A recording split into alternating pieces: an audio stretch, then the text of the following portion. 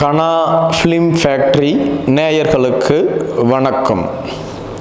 நாம் ஏற்கனவே தமிழர் யார், தமிழர்களுடைய மூலம் அதாவது பூர்வீகம் எது, தமிழர்கள் எங்கெல்லாம் இன்றளவும் வசித்து வருகிறார்கள், தமிழர்களுடைய வரலாறு எங்கு உள்ளது என்பதை பற்றி பார்த்தோம்.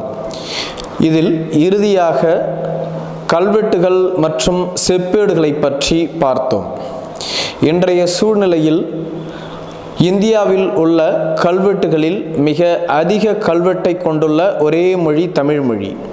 சுமார் 60,000த்திற்கு மேற்பட்ட கல்வெட்டுகள் தமிழ் மொழிக்கு உள்ளது. மற்ற மொழிகளை காட்டிலும் தமிழ் மொழிக்கே அதிக கல்வெட்டுகள் உள்ளது. அதேபோன்று செப்பேடுகளும் தமிழ் மொழியில் உள்ளது.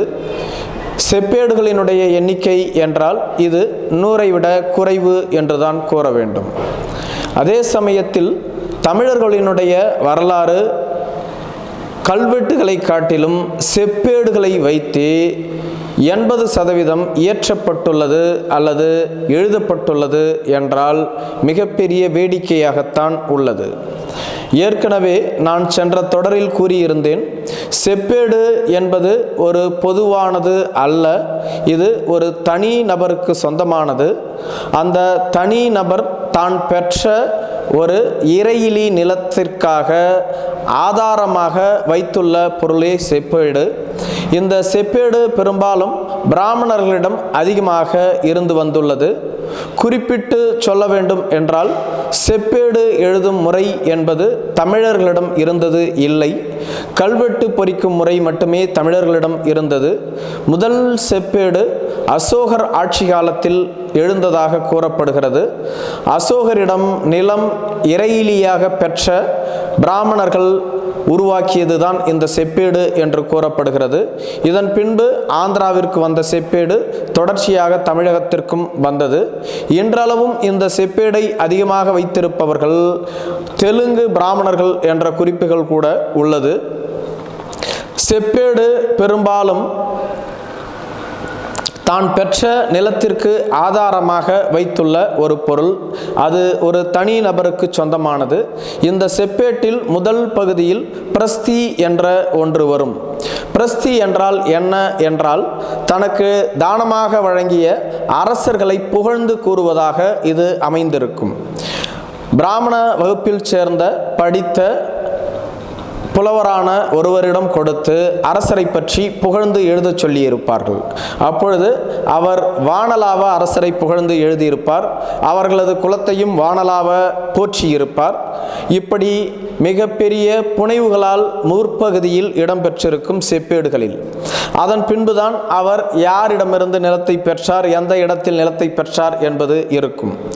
ஆனால் இந்த செப்பேடுகளை வைத்துத்தான் தமிழர்களுடைய பெரும்பாலான அரச வம்சங்கள் இன்றளவும் அறியப்பட்டுள்ளது என்பது வேடிக்கையாக உள்ளது.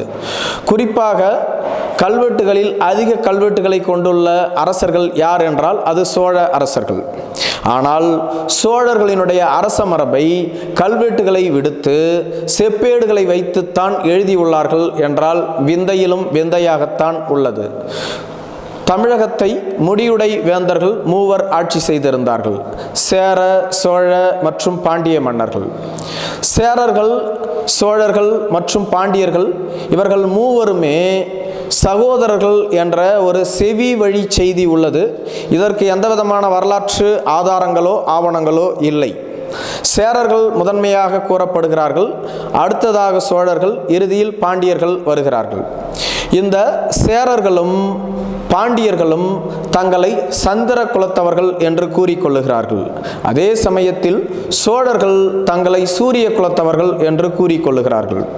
சோழர்களுடைய வரலாறு அன்பில் செப்பேடு, திருவெண்காடு செப்பேடுகளை வைத்துத்தான் உருவாக்கப்பட்டுள்ளது. சோழர்களுடைய அரச மரபும் இதில் குறிப்பிடப்பட்டுள்ளது போன்றுதான் வரலாற்றிலும் குறிப்பிடப்பட்டுள்ளது.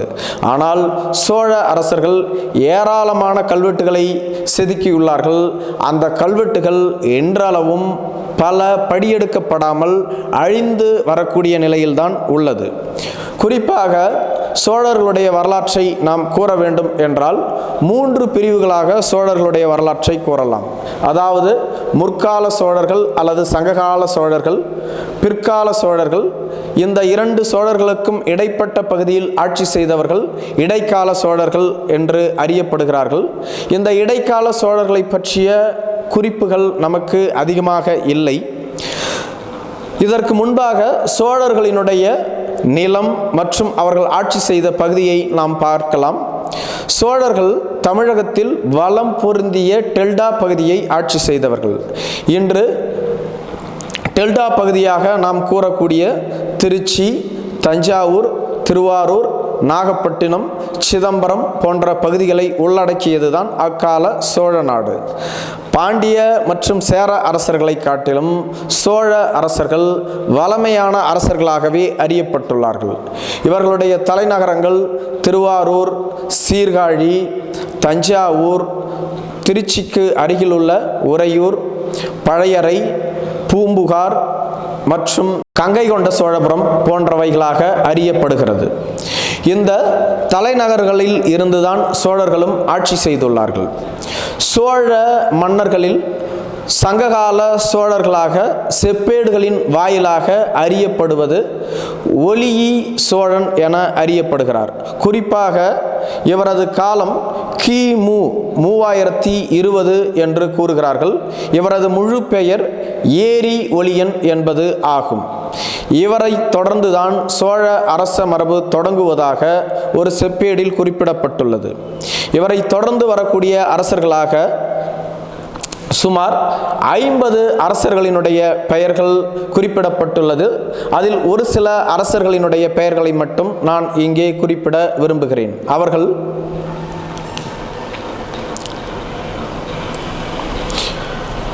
மனு எனப்படக்கூடிய மனுநீதி சோழன், இக்வாகு, ககுந்தன், மந்தாதா, முசுகுந்தன், வல்லபன், சிபி, சூராதிராசன், சோழன், ராசகேசரி, பரகேசரி, காந்தன், ககாந்தி, செம்பியன், சூளாமணி, வீராதித்தன், ஆரவாதித்தன் மற்றும் கணைக்கால் போன்ற பெயர்களில் சங்ககால சோழ அரசர்கள் அறியப்படுகிறார்கள்.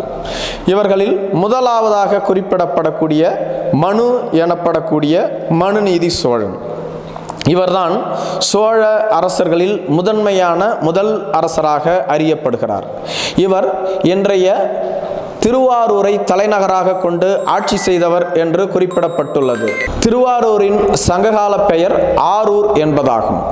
ஆரூரை தலைநகராக கொண்டு ஆட்சி செய்தவர் மனுநீதி சோழன்.